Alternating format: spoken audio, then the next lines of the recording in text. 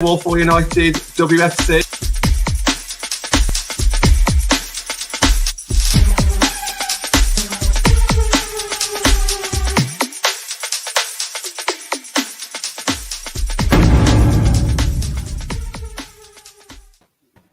Hello and welcome to Wall for United with me, John Foster, WFC. Back on the Friday Night Fan Forum. It's been a while since I've been on. How's everybody doing? Andy, you okay? Yeah, it's good. Good to be back. I would say I missed you, but I try and tell the truth. So The jokes have started already. No, it's good to be back on the same show as you, Andy. It has been quite a while. Yeah, it is good. It is great to be back because I wasn't here last Friday. Remember, because I was drinking Manchester Dry on the Christmas party, so that was good as well. Yeah, I remember the voice notes the following morning. Marty, how's things in the States? Okay. We're good. A bit balmy, not really like mid-December weather, but it's been good, and we're just trying to get ready for the holidays. Yeah, we're not too far away from that. I think quite a few teachers that are now are ready to break up quite soon. And Andy, what about yourself? When do you break up? I finished Christmas Eve, and then 4 days with the parents, and then a few days off in between Christmas and New Year. I'm only actually in 1 day during that time, so bit of time to hopefully do stuff, and it's busy time, isn't it? Yeah, that's not too bad then. That's not too bad. Atanu, how are you, mate? You okay? Yeah, good to see you back on the fans forum, John. Yeah, we just discussed it before, and it's been so long since I've done a show with you. It's just the way that my working patterns kind of worked out, especially over December working in retail. It is a bit tough. And for the first time, Andrew Wall is on the show. How you doing, mate? I'm all good, and thanks for having me on the channel. Anyone with that kind of accent, you're a cert on the channel. Let's put it that way. Some people in the comments, you might recognise Andrew from the main account, talk about the men's team, season ticket holder for men's and women's now, isn't it? Yeah, both. Fantastic. Yeah, now Another one converted. Thanks to this person in the comments, Connor. So yeah, absolutely, that was great to have you on. Thank you, Andrew. We're going to be talking about a few things. So we're going to be talking about some of the tweets that Emma Sanders put out today from Skinner's pre-match press conference, if that's what you can call it. So we'll touch on that. We'll talk about Aston Villa throughout the show, I'm sure. We've got Andy talk about some of the Emma Hayes comments earlier this week. I think that's interesting. He's got Twitter talking, not just Chelsea fans, but quite a few fans talking. TV picks have also been announced. So we're obviously playing West Ham away. And that's going to be a late kickoff, which I know Colin in the comments is really happy about. But the question I want to ask, and this is how we can kind of start the show as well: if you had to buy Marc Skinner a Christmas present, what would you get him? So we'll start off on that one. Andy, start off with yourself. If you had to get, there's so many things I could say. There is. Try and keep it clean, and you don't even need to. You don't even you can review the tape. I've never sworn on here. There's only one person that has, and he's in the comments, Connor, isn't he? But yeah, one present when I give Marc Skinner. I would say. To be honest, the present I would give Marc Skinner is I'm going to start singing Marc Skinner's "Barmy Army" again. And that's cool. I love that. That's possibly it, because I think there's probably a mixture of 6 of one and half a dozen of the other. His style is a bit of a difficult one that I don't think he can really adapt properly with our players. But in the last couple of games, we are starting to see it. And based on conversations that we had with him on Wednesday, I think he's starting to understand what we require and what we need as United fans. So I think we've said that if he gives us one more win, then I might actually chant his name a bit more. Yeah. No, I think it did get to a point where a lot of fans were kind of losing patience, not necessarily losing faith, but definitely losing patience. It gets to a point where if you draw too many or don't win too many, then it's going to start piling on the pressure. And I think this week has really helped relieve some of that pressure. But it is only, I've defended him a hell of a lot since he's been in. But I will say the other way now, just because we've won a couple of games, you know, it doesn't mean that he can't quite easily flip on its head again. If we draw or lose to Villa, lose against West Ham, all of a sudden it's just reversed again. I think that's just where we are at the moment. We're just inconsistent, but so far so good this month, and I'm really happy that Skinner's getting a few more fans back on board. Atanu, I guess that comment that you put on screen there, Karen stole my answer. Is it a striker? Is that something that you'd like to get him for Christmas? No, that's what Karen will get him. So I'll get him a bucket hat, an Aoife Mannion bucket hat. So that will be good. Watching him wearing a bucket hat. Well, he's got Mannion on board, and obviously Mannion's done it really well this season so far. She's settled in quite well. So just want to quickly talk about Mannion, because I didn't really know much about her before she come to Man United. Obviously, done a bit of research through the summer when she did sign. But have you been really impressed with the way she's adapted? Yeah, she's my current favorite player at United. She's doing really well. In the last game as well, she did quite well, stabilizing the defense alongside Millie Turner. So that's something that I'm really liking. We have a good centre back partnership right now. That's So what I was hopefully, laughing at. Sorry. I'll probably get him some trainers with my name on or something like that. That seems to go down well in the stadium. Sorry, Atanu, you were saying. yeah, that's what she's settled in quite pretty well. Won't regard her as the signing of the season, but her addition to this team certainly adds that depth and quality to the centre back partnership. So I'm really liking watching Mannion play, and she's a leader. We have seen her captain the side in 2 of the Conti Cup games, so that's fantastic. She seems to be really enjoying herself as well. You know, she's really happy. Obviously, it's a bit different when you get a draw or a loss, but she's definitely reacted to the crowd really positively on social media and in the stadium. She's playing up to us as well, like doing a few dances here and there to her songs, and it's really positive to see. She's really embracing what we're doing. Marty, if you had to get Skinner something for Christmas, what would you get him? I get him a defender. Okay. I think it's been hit or miss with Maria. Sometimes she's doing really, really good, and sometimes she has a little bit of lapses.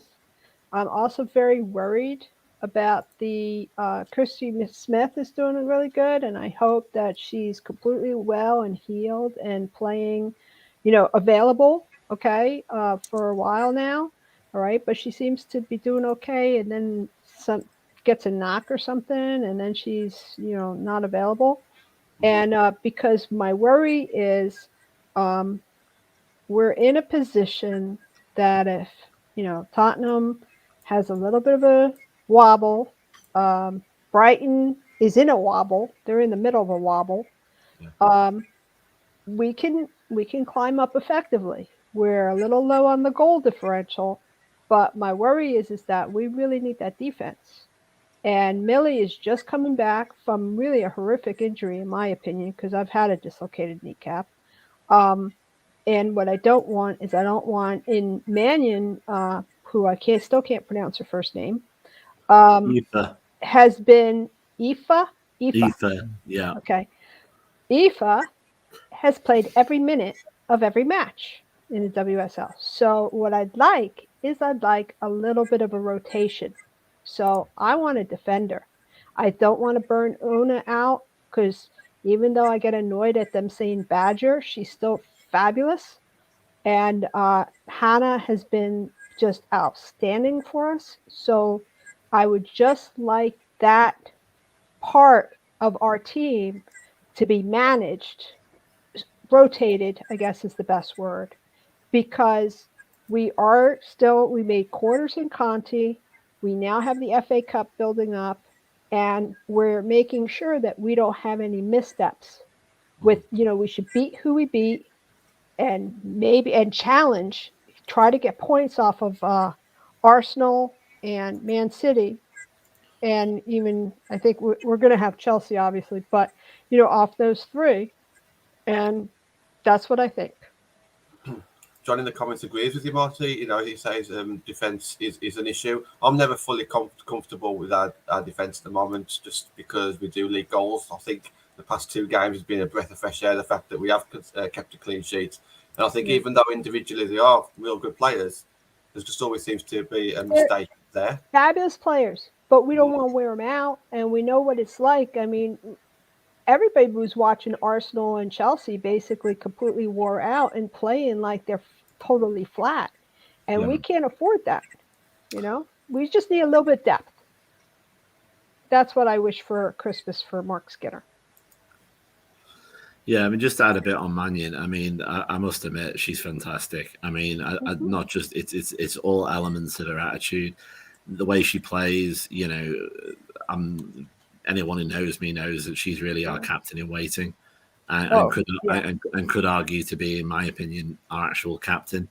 It was interesting when both were on the pitch, on Wednesday.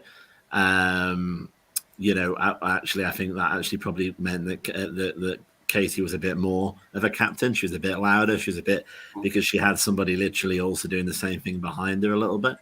Obviously, with Mannion, what I love about her is, she's got a great work ethic. She's quite physical. I saw that in Durham when she got put in a headlock and she just carried on. It was one of them, really. Nice little thing about Mannion as well. Obviously, some people might have seen on social media when we were coming down to Brighton. Well, Crawley, as I said, WSL is like the Ryanair League. It doesn't actually play where it says. So it was in Crawley where the Brighton game was. And, we did her song and she responded back saying, on Twitter, how have I just seen this? And then when I said to her as well, she tweeted me directly when I said to her that it was great to see her celebrate the goal, because when she scored with Brighton, she literally did that. When the goal went in Brighton, rather, she did that, and it was great. And she sort of said, "Oh, yeah, touche," as in good to see you guys as well.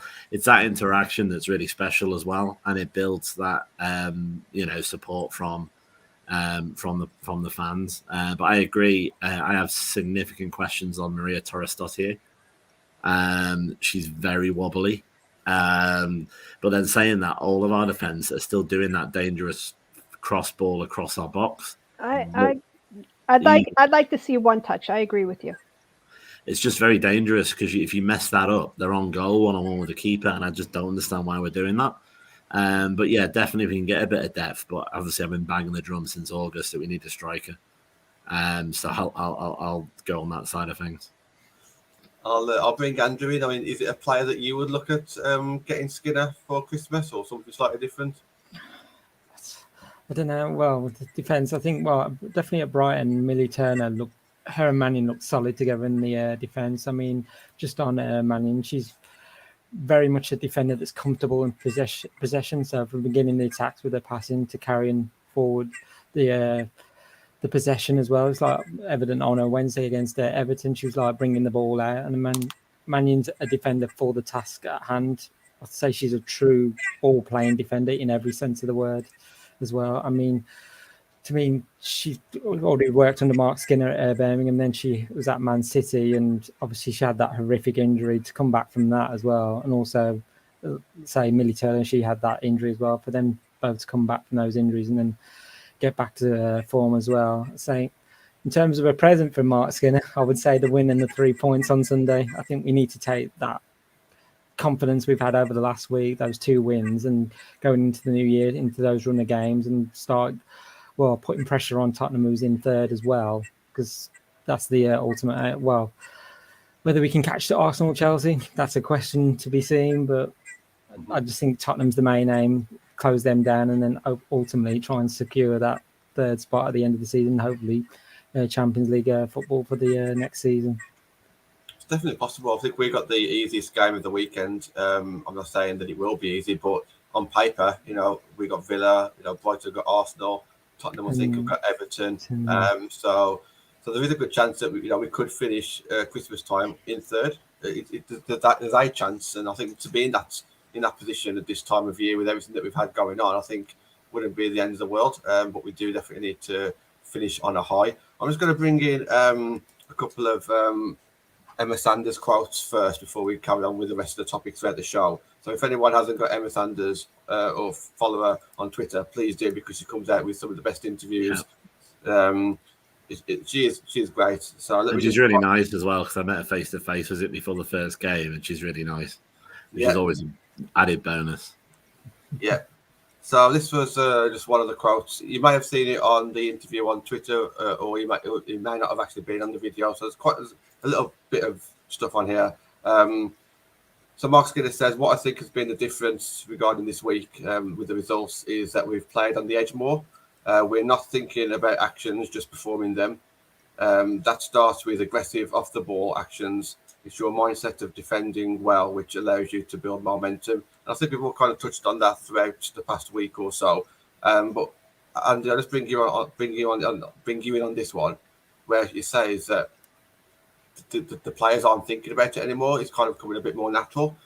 Is that kind of what you've seen? Do you think that they're being passed a bit more quicker because they're not having to think about it, or how have you found the past week? I was going to say, I might be trying to give him a bit of support, but I'm not a fully paid up member of the fan club yet, John. I think. But he's done something different this week to obviously get those results. I think the guy's always going to be a waffler, and that was a lot of words to say the word pace, because that's essentially what we've now got a little bit of, and another one called press. So he started actually pressing a little bit. Now I remember we were calling for that at the beginning of the season. So would I say maybe he has actually adapted his style slightly to give it a bit of speed and get a bit of press? Because off the ball, I wouldn't say it was aggression, because it's too technical what he's trying to do. He's passing little ticky-tacky passes all the way. You can't really get. It wasn't really aggression as such. It was more they were finally not giving them that much space. Earlier in the season, they were standing off teams with the ball so far. They were giving themselves gaps. But I think the thing that's changed is that they are actually trying to close them down a bit more. I think he's definitely getting used. I think they're definitely getting used to the system, whatever the system may actually be. Because obviously, we spoke to Mark. Some of us spoke to Martin Ho a little bit on Wednesday, and he's saying the girls are getting it. The girls are getting it. So hopefully we'll just continue to see what happened on Wednesday.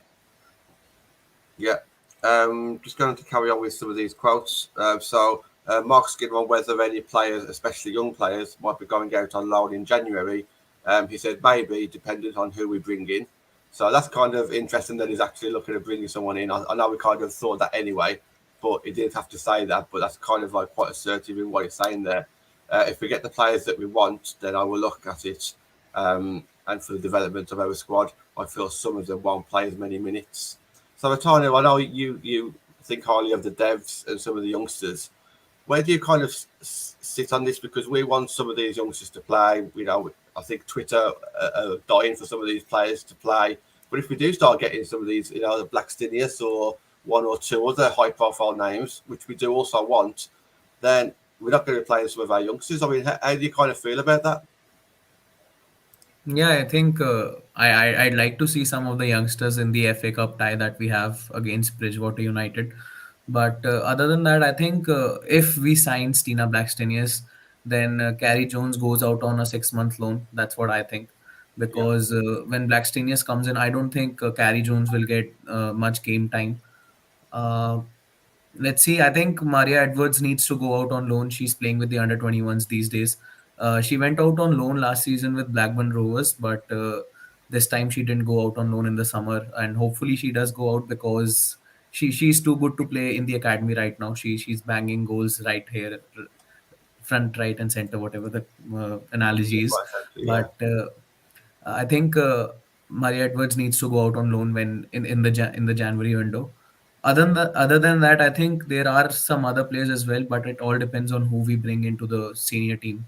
But as of now, I'd like to see Maria Edwards go out on loan, and if we bring in a forward, which Andy would like, then I'd like to see Carrie Jones go out on loan. It's not just me, There are a few others that fancy who think we need to get more strikers in. But I remember for our first debate was always I preferred defenders, you preferred a forward, so that's why I mock you these days.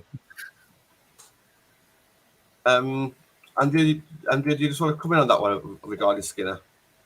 Yeah, that's the point I wanted to make. I don't know whether Emma Sanders tweeted as well. Something said in the video about us becoming like a nasty side, like as in being horrible to play against. And I think he's right. We've got to make those opposition teams, well, essentially fear us. Because like against Everton, we started brightly. It was like pressing together, closing the spaces down. I think we've got to make it so uncomfortable that we just say beat down the opposition and get ahead at the start. I mean, seeing from some of the games, I think we like on our attacks, we like get into like the edge of the box and then thinking, what do we do next? Is like, for example, it's like seeing with Leah goal, and I'm like, she's getting to the wing, and like try and get past the player, try and cross it, and you're pulling back and passing it back along, and I'm like, just attack more a little bit. And like, I think, I don't know whether I said it to you or maybe even Connor, I'm just thinking with Blundell and Galton, maybe swapping them around, because I know Blundell's pace is pretty quick, and I saw it against Everton on Wednesday. It was like just bombing down the wing. I think in switching Leah to left back and having Blundell on the wing instead. That's interesting, because we have seen Galton at left back once, and obviously she's not really particularly on form. I can't see it happening. I don't think it'll be a very bold thing to happen, but it's not such a bad idea because Galton hasn't got that pace this season. Maybe. I was going to say, and just on Skinner, from like hearing from you guys as well, I've heard like some of the frustrations with his like style, and let's say just, I think like with any new manager, he's got to bring his own methods and methodology into it, and it does take time, and he needs probably the January transfer and a summer transfer window, and then into next season as well, because he's got to imprint his ideas onto the players. Okay, I think from what he was saying in the video, or they're getting it now, I think it just took them a bit of time to work out, oh, this is what our manager wants. We've been so used to a set way under cases, like, well, it's been all ripped apart. Now we're going to have to work to a new way. So if the players are coming on board now, and then we should be starting to see much more, say, consistent performances, and like some of the results we've had where we should have been winning games and we've had draws. We can turn those draws into wins as well. Yeah, 100%. Yeah. Marty, do you want to come in on this one before I read the last quote? My worry is everybody is very happy about the last couple of results, and so am I. And we're definitely winning games that we should win. And before, say about 5 weeks ago, we would have drawn them. But my other worry is the last two matches that we've had have not been really against fast-footed teams, or at the time we played them, they haven't looked fast-footed. And my worry is that we still have a little bit of the clog of needing to do what we need to do and how we do it. And how are we going to match up against somebody who's got fleet foot? Like, we're coming up against West Ham in 2 weeks, like after the break, after Christmas, right? Yeah. They have some pretty quick people on that team. I seem to remember. So, I think whereas Aston Villa, I think we should be able to manage very, very well this weekend. I want to see, okay, well, how are we going to be in January? Are we going to be, is our touch passing, as he's saying, we're not thinking it, is that going to be quick? Is that going to be quick enough? I think that's a great point, to be honest. And Andy, do you want to jump in on that? Because I think it is worth noting, isn't it? The speed, not just offensively, but defensively as well. We need to make sure that we are, on top of our game. And West Ham are doing well this season, so it's not going to be an easy game after Christmas, is it? And things are going well this week. But, yeah, it is a different type of opponent as well, isn't it? Yeah, I mean, I think, as I say, with West Ham, we keep getting players from West Ham that are taking a long time to come to speed. So I'm not as impressed by West Ham as maybe that I should be. I mean, obviously, it'll be at their end. It'll be in the middle of January. It'll be the beginning of January. It'll be bloody cold. It's going to be an interesting game. I've said this. This is a problem with the WSL because there's such a massive gap between teams. I think I said it once when Stu was on. It's very hard, I think, to train how long you're going to have on the ball, because 1 week you might play Chelsea, you might have 5 seconds. 1 week you might play Birmingham, you might have 5 minutes. It's quite a difficult one to judge. And I did know that even though Brighton we did very well against Brighton, we got very lucky that they couldn't hit a barn door most of the time. They kept missing a lot of shots, and if we were playing a team that could, it could have gone in a different way. So I agree with Marty. I think, obviously it's, getting used to that tempo and keeping that tempo from our perspective is really important.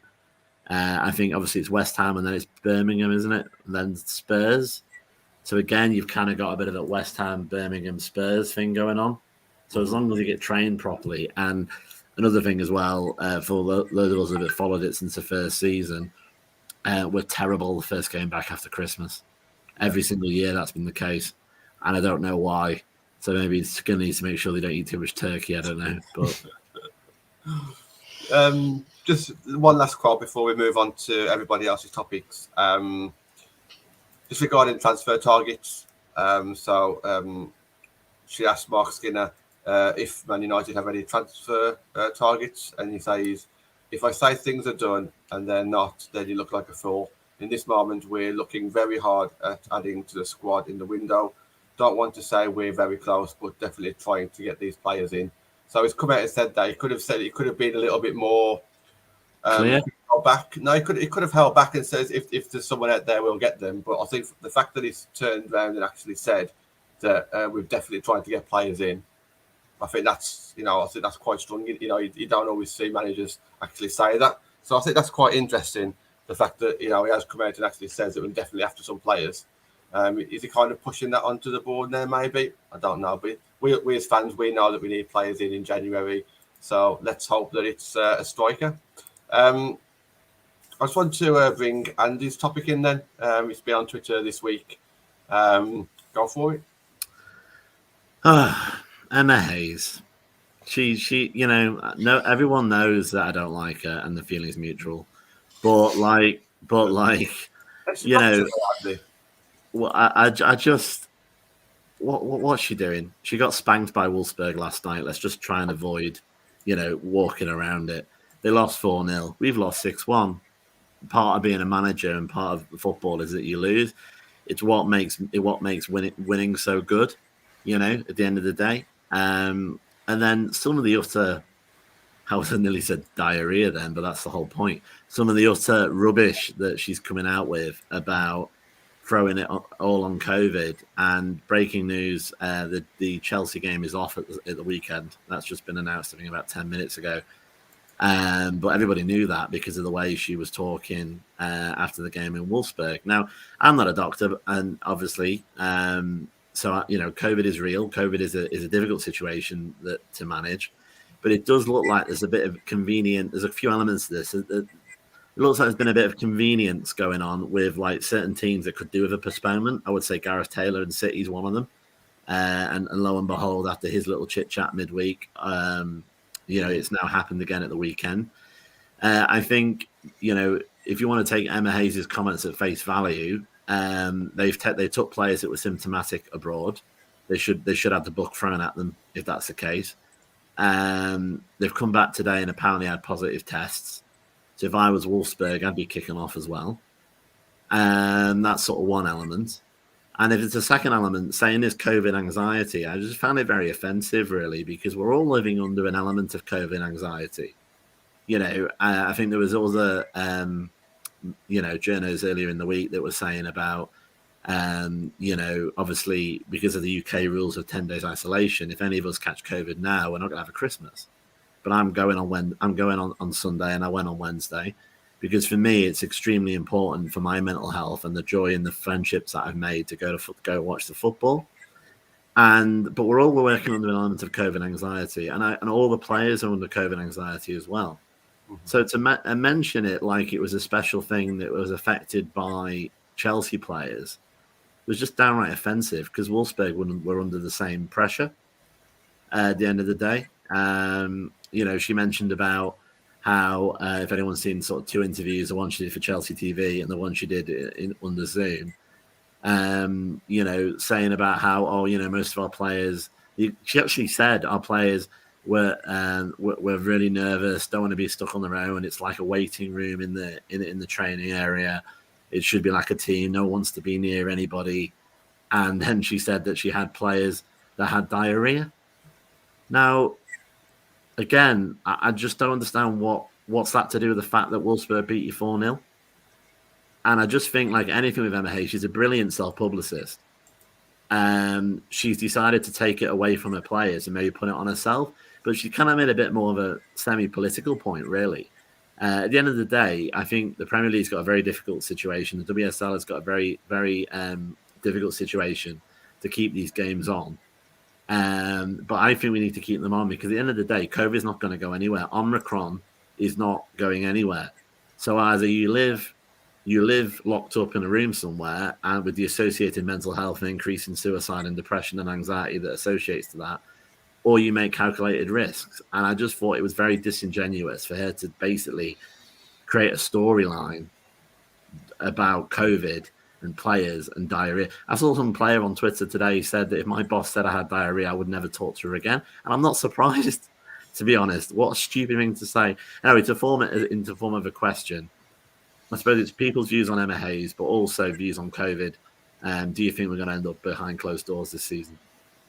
That was the kind of question that I was going to lead in. So, Atanu, do you want to kind of jump on that, and maybe where do you see the WSL going? Will it follow suit like the men's and the academies have gone at the moment? I think as long as there's bubble, like there's a separate bubble, even when United Women train at Carrington. So we've seen that the academy teams, the men's academy and the men's senior team have been affected, but the women's team are safe because we are in a bubble. So as long as every team does the similar thing in their respective clubs, I think it wouldn't be a big problem. And as to like I'm seeing the number of cases being increasing day by day in the UK.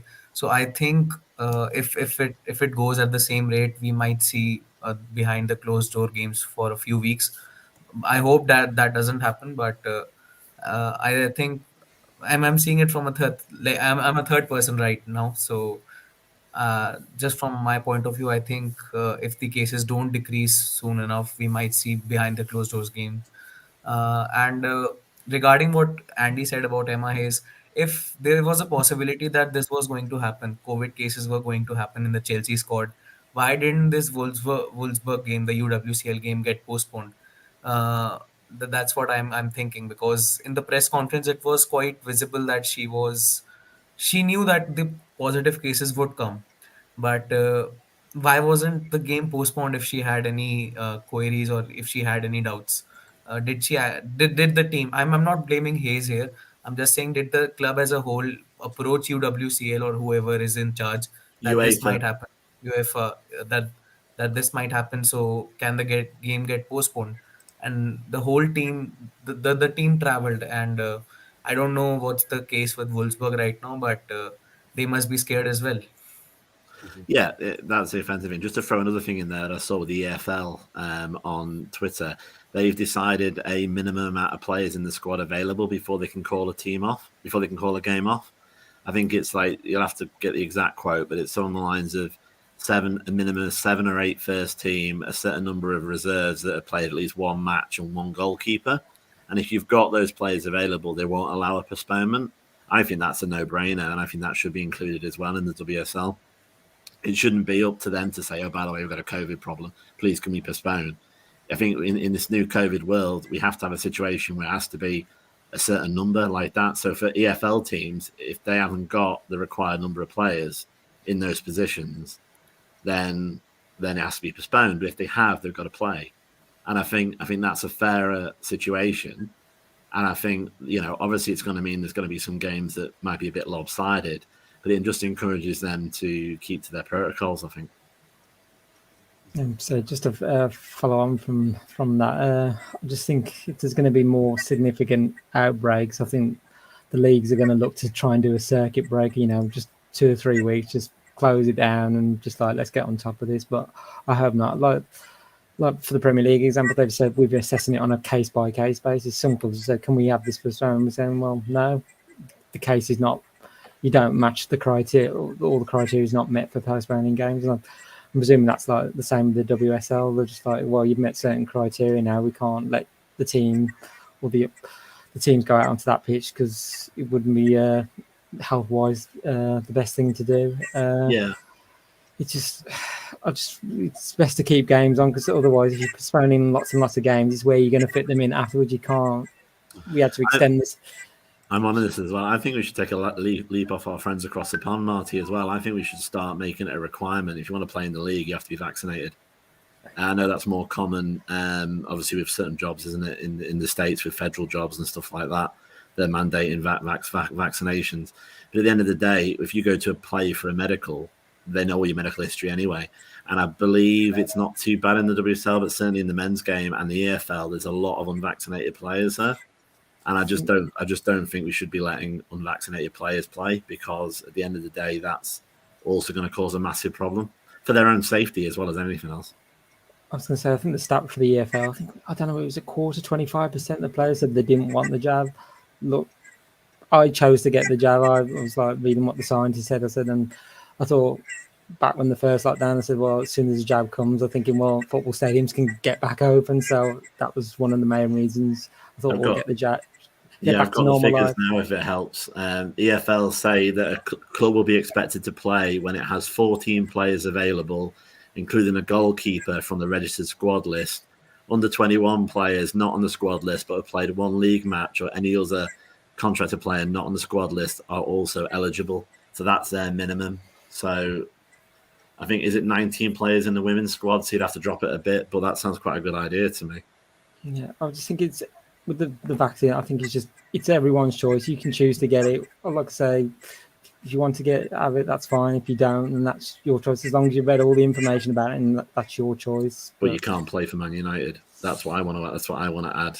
It's still a choice. You don't have to play for whichever company you play for. Yeah, I think I can see that coming into football contracts. They're going to say, "Well, are you vaccinated or not?" Well, if you're not, then we're going to have to make the decision whether we do buy you or not, or even I don't know, God forbid, let some of the players go, which I wouldn't want to happen either. So it's one of those subjects. It's a long debate. Do you want to come in, Marty, from your point of view? Yeah, the only point I want to make is, yes, we do have mandates and everything like that. However, they have to make it through the court system, because nobody wants it. Everybody's going to be like, if you tell me what to do in the United States, I'm going to fight you until you make me do what you want me to do. So that's just an attitude here. So the mandates haven't really been enforced because they can't be yet. They have to go through the judicial channels. My comment is this, is I remember reading that Reading is doubly vaccinated. They got both the first and the second, and Chelsea was double vaccinated. And so my question is if all of the Chelsea's squad has received both shots, both the jabs, as you say, why are now they're having the positive test? Because they're having the positive test because the Omicron. So now we're into, you have the first shot, you have the second shot, then you have to get the booster. Okay. So and I don't know what the situation is, but what is the current view on getting a booster in the UK? It's now just been open, like anything with our government, it's done last minute. So he's now opened it to 18 or above about a week ago. So it's now basically a free-for-all. Previous to that, it was people over 50 first, and then anyone that's got underlying medical conditions. But now it's basically any adult who's 18 or above, and you've just got to book it, basically. So they've got like vaccine centres, GP surgeries, hospitals. They've just like gone mad on it. Okay, so my worry is you've got fully vaccinated Chelsea, and they all of a sudden have enough of the positive COVID tests that now they've postponed the match this weekend. That doesn't really look very good for the protection that the fully vaccinated is supposed to give you. Well, it does dip. That's the whole point of the booster. It does dip, unfortunately, after 6 months. So there was a previous as well that you had to have 6 months after your second shot, but now they've cut it to 3 months. So as I say, basically everybody's pretty eligible now to get it. But yeah, it is a difficult one. And it's not easy. My anger is not aimed at the fact that players aren't taking vaccinations. That sort of developed from my point. My anger was really the fact that use it as an excuse for why the club didn't show up. I sort of see it as they played Sam Kerr every minute of every game from the FA Cup final onward. Okay, they beat Arsenal. They played everybody. Okay, then they tied with Juventus. All right, played everybody every minute. Then they go into Reading, and they lose to Reading. And I'm sorry, but they played all the minutes. and they really didn't rest anybody. And for someone, Emma Hayes, so I said, it's like, okay, the reason she has such a big squad and everybody is, the elite at every position, okay, is the rotation required, okay, to be able to go through the FA, the Conti, although they hadn't gotten into Conti yet, but the Champions League and the WSL. So my question is by time they got to Wolfsburg, which I saw, once they couldn't score against Juventus, I did not see them playing well against Wolfsburg. And they did not have a 4-goal cushion like Arsenal did going into that last match. So I was just waiting for, the hammer to drop, because you're playing Sam Kerr again. You're putting Sam Kerr, Pernille Harder, and who is the third one? Fran Kirby, okay? And all three of them, they were totally, the entire team was just worn out, okay? I don't think, and it's winter, you get cold, you're worn out. They just never got the spark back from the FA Cup final. And so she could say whatever she wants to say, but the bottom line is her team was just flat, not playing well. Everton could have beaten them. It didn't have to be Wolfsburg. It's very dangerous, because I do understand why the leagues are trying to carry on, because I think there's a belief that if you stop it, you'll never start it again, because the figures are going to look horrible. Like the whole point at the minute is not number of cases, Atanu, as well, because of the fact that Omicron is different. It's more to do with the number of hospitalizations over here and number of deaths. That's a key. And obviously, I think one of the comments about isolation, that used to be the case. I'm pretty on top of this. It's recently changed in the last day or so that if you're in close contact with somebody and you're vaccinated, you have to take daily lateral flow tests for 7 days. You don't have to isolate for 10 days anymore, which is good, obviously, because I think we'd all be in that situation if we're not careful, because I've heard lots and lots about Omicron. But I just think it's very, very dangerous to play this game, because we are going to play football in a pandemic. And if you keep highlighting this point, be careful what you wish for, Emma. You could lose the whole season. But as I say, I go back to the main point that I made, which is, she had players that were essentially ill. Whether or not they were the triad of actual symptoms of, cough, loss of taste and smell, and temperature is one thing. You got stomach issues and you got that kind of thing. You don't travel in this environment. So to sort of use that and then pivot a bit, and then, oh, look, she's got positive cases on the way back. I'd be interested to see what happens at Wolfsburg if they've had any positive cases at the minute after they play Chelsea. But, it's like anything, really. I don't like Emma Hayes. Other people think she's God's gift to women's football. That's probably the two big extremes. The truth's probably somewhere in the middle. I just wish she was more responsible, and I wish that journalists were present. There's some really good journalists, and John mentioned one earlier, but some of them in the bigger broadsheet papers, they're still trying to tickle their bellies rather than find an actual story. And I think as the game grows and the game gets bigger, you're going to get a bit more like Oliver Holt and Brian Reed. You're going to get more actual strong journalists who are going to push these managers. And I think you need that now. I think they've still got a lot of people that want to defend managers and don't want to rock the boat. And as a journalist, you've got to keep them into account.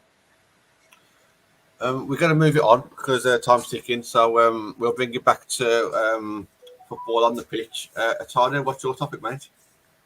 Yeah, like I mentioned, we have been drawn against Bridgewater United.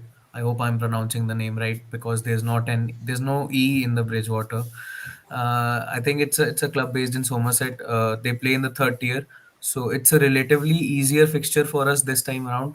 I hope we get to see more development players. I talk about the under-21s a lot these days, but I think time has come to give some of the development players some game time if they aren't going out on loan, because you won't get a better opportunity than this.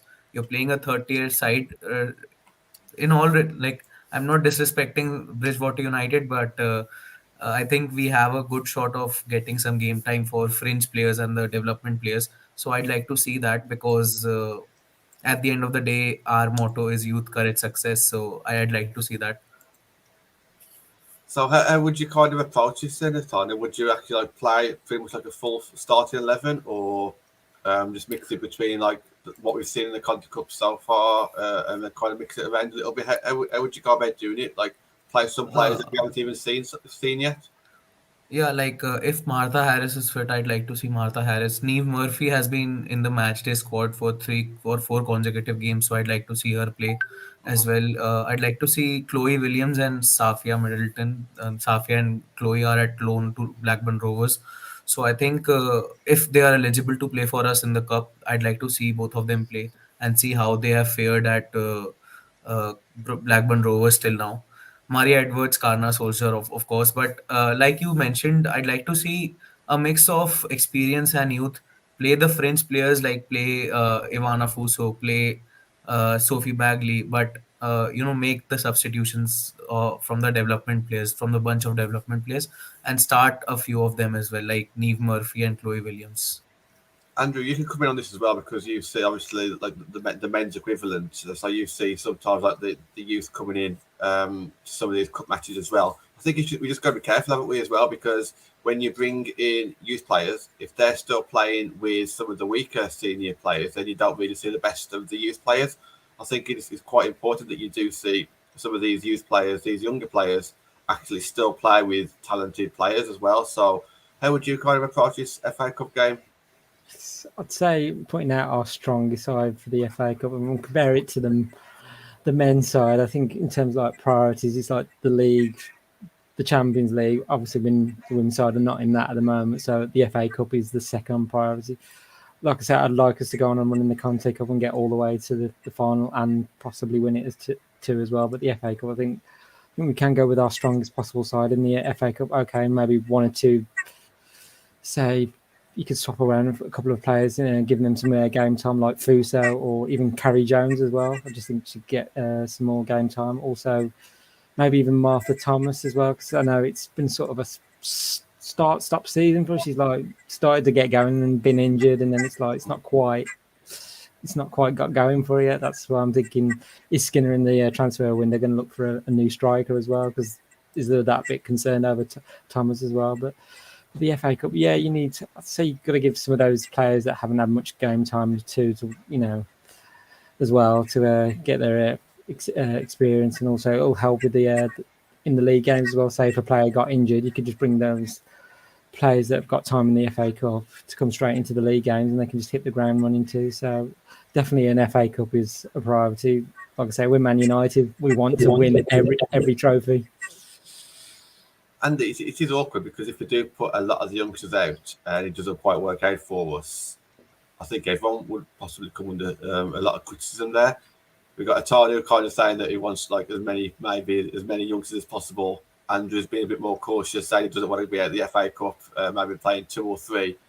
I'm kind of in the middle. I think I'd like to see the Conti Cup side that we've put out, but maybe with like a couple of youngsters who we haven't seen us all yet. Where do you kind of sit on it, Andy? Yeah, I mean, I don't even know. Connell know because he's from the south bit-ish around there. He likes me saying that anyway. Is it Bridgewater or Brigwater? Because there's no E on the name of the team. I mean, it's a council pitch, so it is a risk. Apart from anything else, I maybe might link towards Atanu because it's quite a big drop. Where all right, even in the men's game, there are drops as you go further down the football pyramid. But tier 3 is a big drop from tier 2, which is getting closer, but still a drop from the WSL. So I would say also as well, with it being the FA Cup, we do need a trophy. Now, I'd say we're probably in a better position with Conti at the minute because obviously we're now in the quarterfinals. So I would say, yeah, maybe look at it like is that like a Conti Cup. So kind of agreeing with Atanu and John. Started as a Conti Cup game, have a couple of our girls on the bench that are more first team players. And if the proverbial hits a fan, then you throw one of them on second half. But, these are amateur players we're playing against. Our fitness alone should get us over the line in the second part of the game. So in reality, it probably. I mean, we did do it last year. Was it COVID season against Burnley? Yes, Burnley. Yeah, we played Carrie Jones and Tara Bone, I think. We'll probably do that again. Quite a heavy development squad. But I have heard that Fran Bentley's injured at the minute with Bristol. All right, she's on loan. Rambo's on loan as well. So we have only got the 2 keepers as well. So yeah, I'd probably say a Conti Cup with a bit of a more devs than normal. So like you, John, really. Yeah.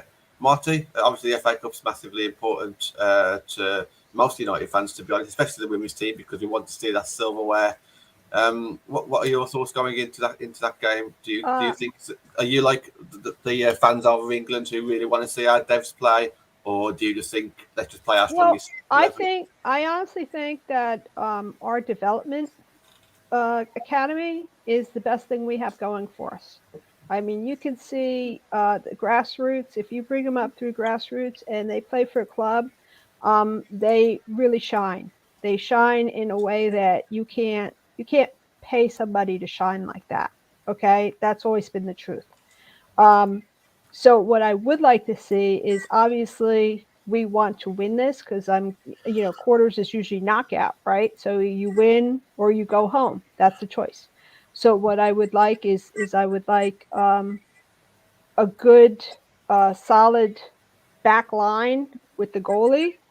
And I guess it depends upon which ones. We have a really nice, I think it's under 21s, who's a really nice striker, who seems to be scoring a lot. And I would love to see her. Carrie Jones, honestly, is really a Conti Cup, almost like a stable, and she's getting into a lot of WSL games. I don't think she needs to play in this one, but I would like to see Fuso, because I would really like to see Fuso in the WSL. And until Fuso gets into doing what Skinner wants her to do, we're not going to see her in the WSL. She's got speed, and that's what we need against like the likes of Arsenal and Chelsea, is speed. So I would like to see that. I'm not so inclined to use defensive for the development, the mids and the strikers, yes, because I think that, and have maybe have Toon in there and have a really good midfielder in there. If Jackie's back, I would put Jackie in there, because Jackie feeds to Tooney really, really well. So that way, yes, we'll win, but we're also giving the others a bit of experience. And I am all for grassroots, because that's, to me, it's minor league baseball. I love it. So that's not a bad thought, because Jackie might be around about needing match fitness at that point as well. So you might see Jackie actually get some game time on there, and maybe even captain the side. That'll be interesting.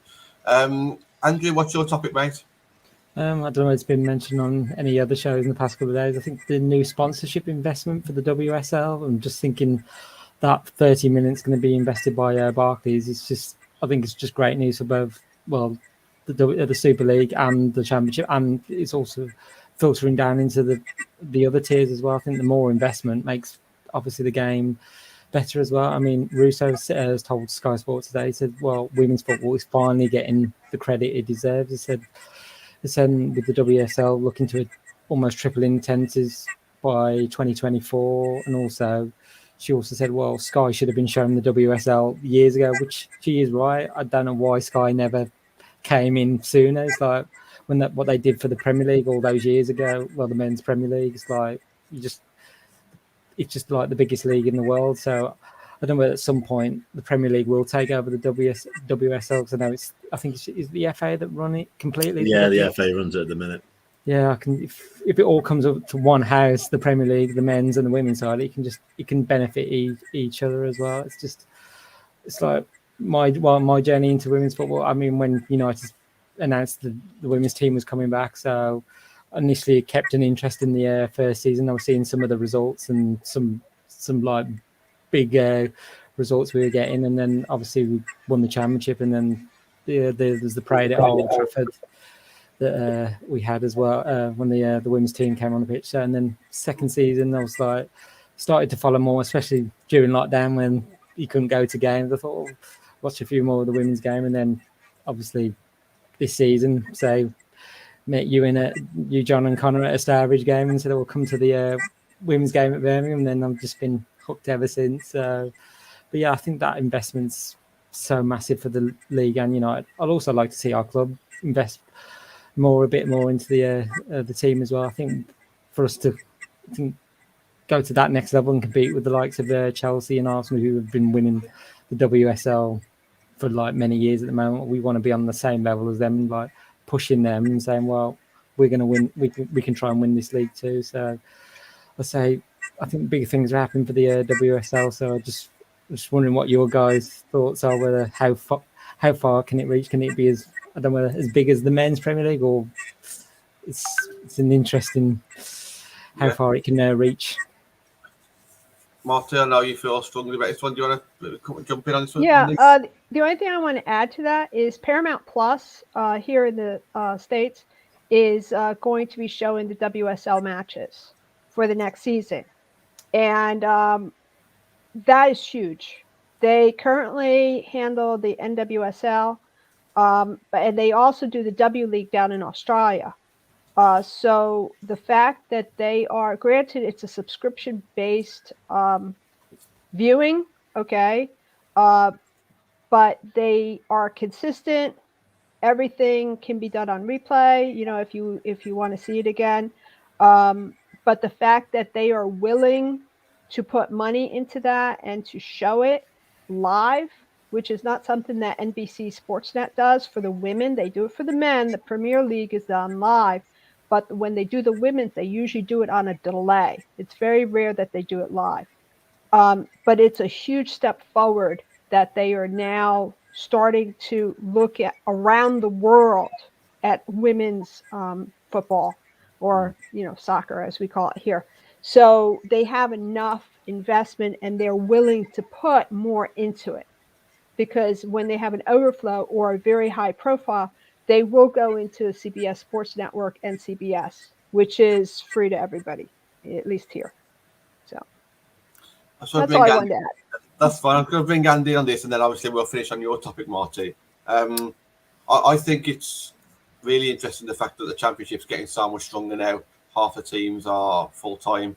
I think the way that the national leagues are set up in the next couple of years, where only one team goes up and multiple teams go down, is going to make those leagues stronger in the sense of the teams who are in those divisions deserve to be in those divisions. I think this could be the first step now of making not just the WSL strong, but the top 2 tiers strong, and then eventually the 3 tiers strong. I'm a big fan of, and I'll Connor's in the comments about building it from the grassroots up, and I think it's really important that some of this money does go to the grassroots as well. Andrew comes with me to the games. We're massive fans of tier 5 teams as well, but I do see that now it looks like it is growing, because just promoting 12 teams in women's football isn't enough. Now all of a sudden we're going to have 24 hopefully with this investment, and a lot more that we may not see until a few years down the line. And just what your kind of opinion on the fact that it's not just growing, but it's not just top 3 teams anymore. The WSL is one of the strongest leagues in Europe, if not the world, and now our second tier is really strong as well. Yeah, it is. I mean, to be honest, again, I don't want to be like the downer one, but like if we're not careful, we can have the sort of we are the best in the world view a little bit. And I've had my eyes open a little bit by looking at the A-League and looking at Europe, and we're not the only ones who make noise, and we're not the only ones who get people in. And there are some pretty low attendances when you look at people like Birmingham and the other part of the team. And we could probably spend a series of shows talking about that. I think the investments are welcome. I think, we're still unfortunately having that internal debate between different elements of the people in the game that want the women's game to grow, succeed, and get as big as the men's eventually.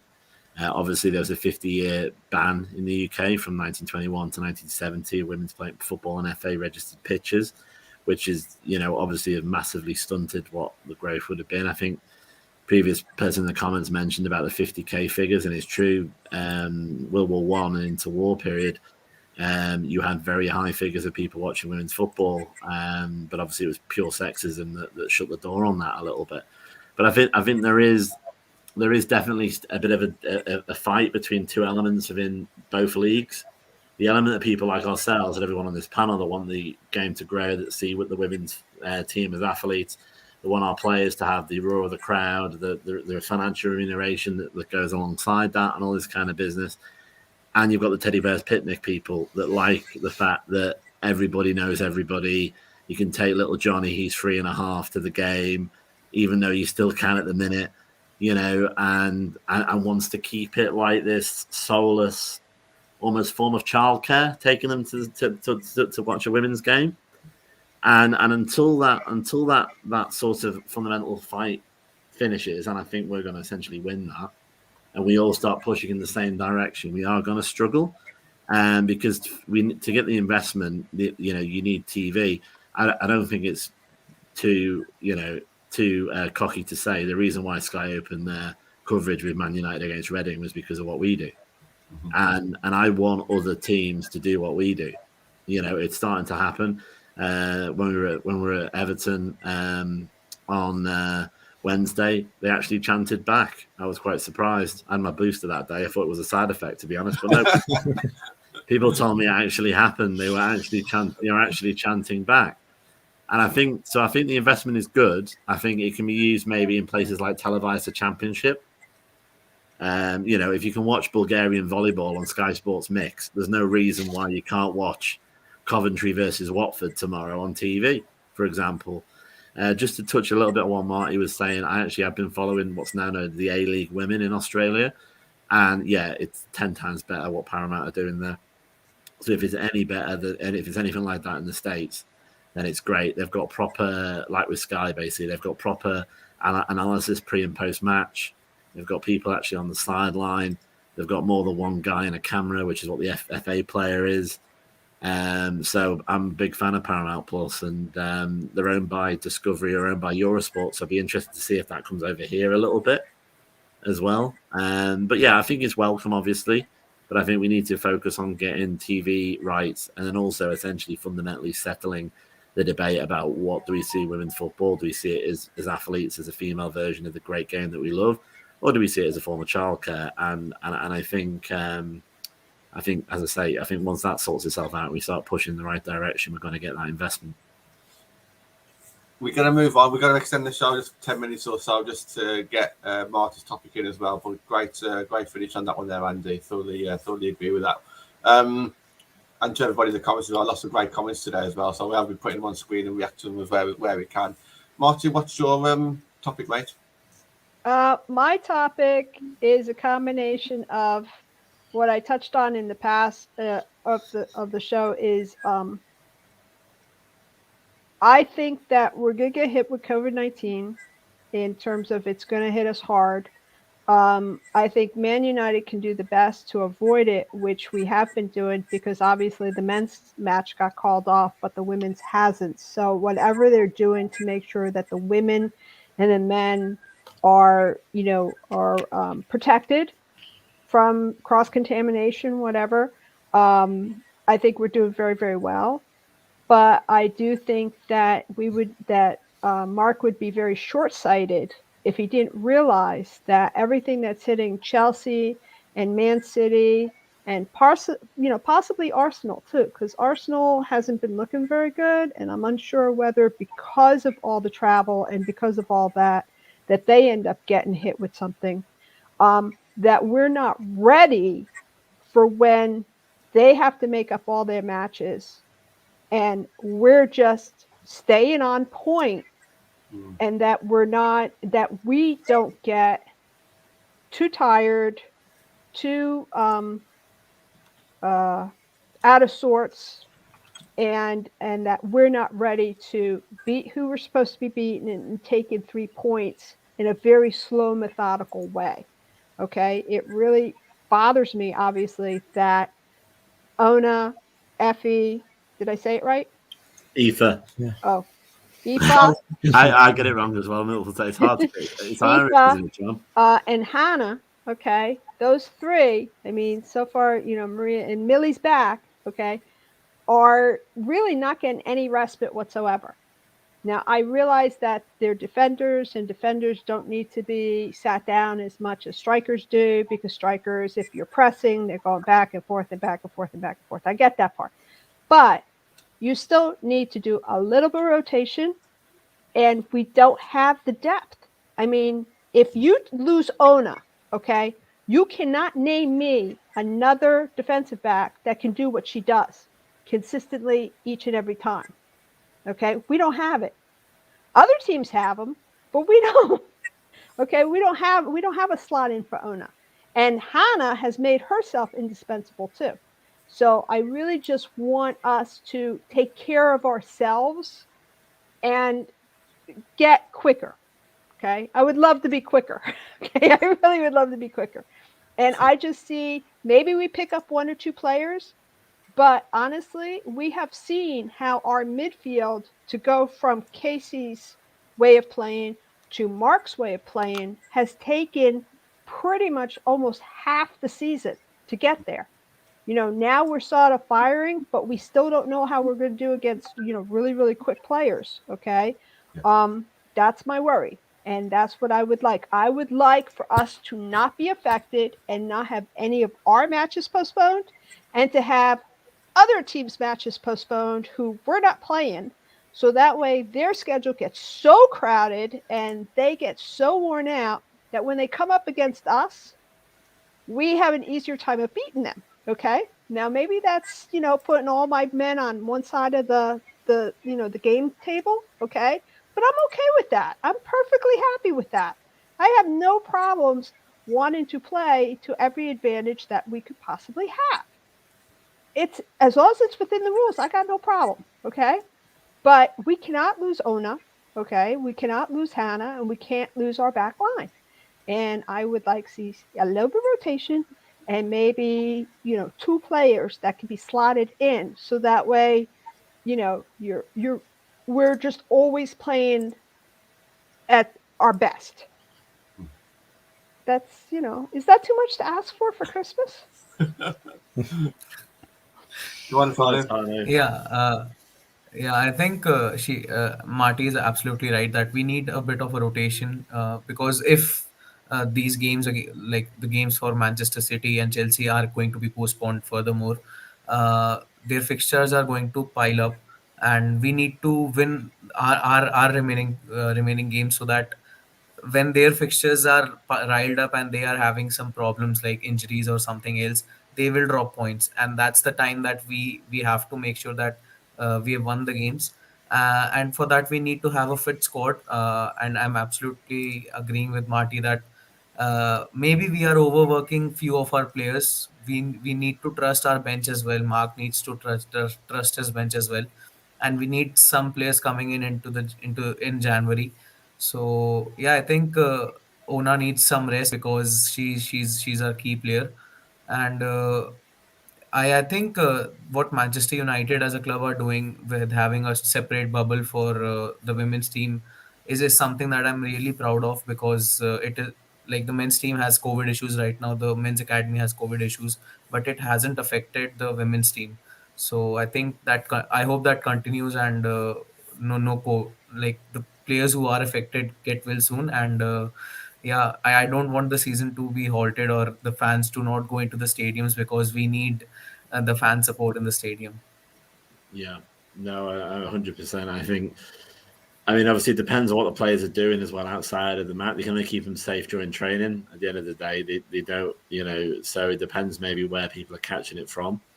I think it's interesting what Mark was saying about how it will maybe come to our advantage when they have a bit of a fixture pile up.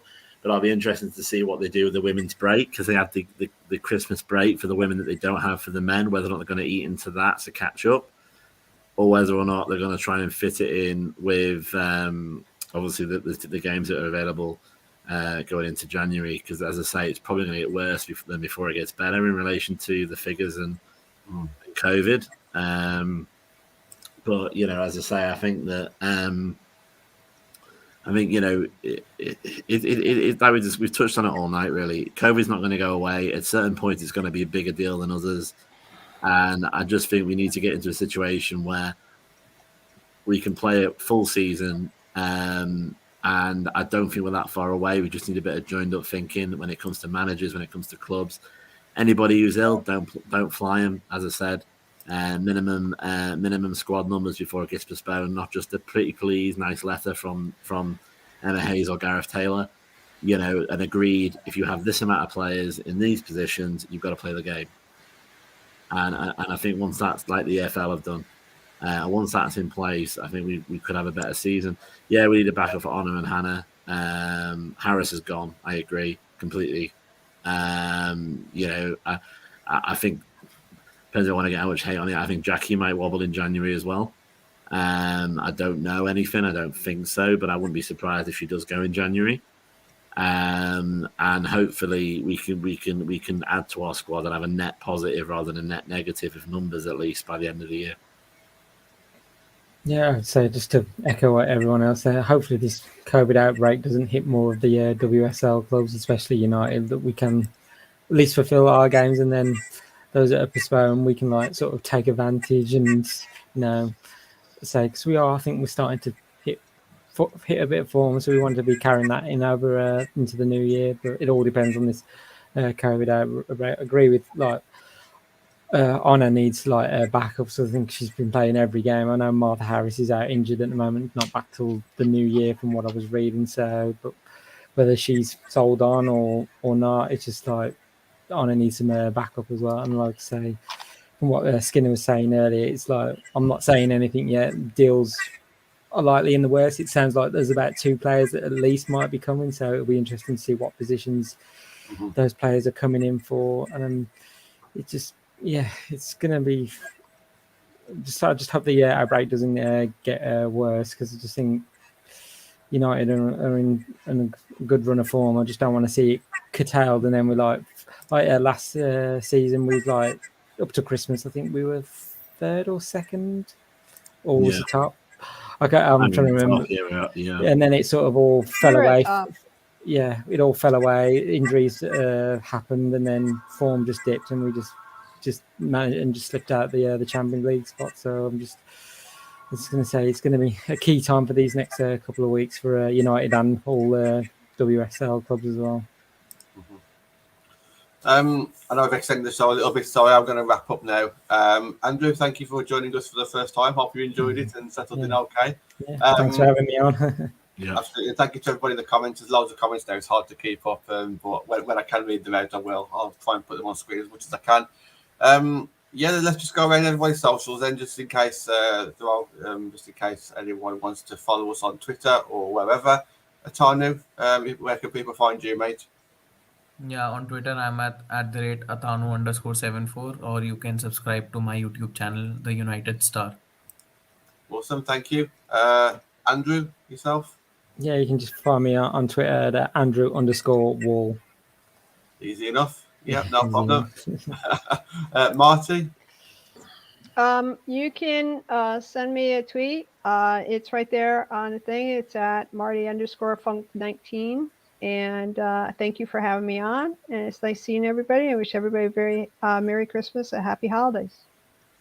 Thank you, Marty, and yourself. And Andy, we're back, aren't we, on next Friday for Christmas Eve? Yeah, tell the people what my social is as well. Yeah, I get lots of that's fine. It's my personal one, which is AJ_87 with my normal measured and reserved opinions that I give on here as well. So there you go. But yeah, as you say, John, we're on. We're going to do a bit of a Christmas special, aren't we? Yeah, Christmas Eve special. So we are back on screen next Friday, which will be great. We've got a fantastic week to look forward to. It's probably going to be one of the biggest Thursday shows that we've ever had. So we've got some cracking guests lined up next Thursday. Monday, best reaction show, potentially get a special guest on there. And Tuesday, we've got a player on the show. I'm not going to say who it is. It's been recorded already. Me and Matt done that one. And there's a United link with there. So I'm not going to say who it is, but tune in to watch that one as well. So plenty to look forward to in the build up to Christmas. Thank you to everybody in the comments. Thank you for everybody joining me tonight, and we shall see you again soon. Thanks, guys.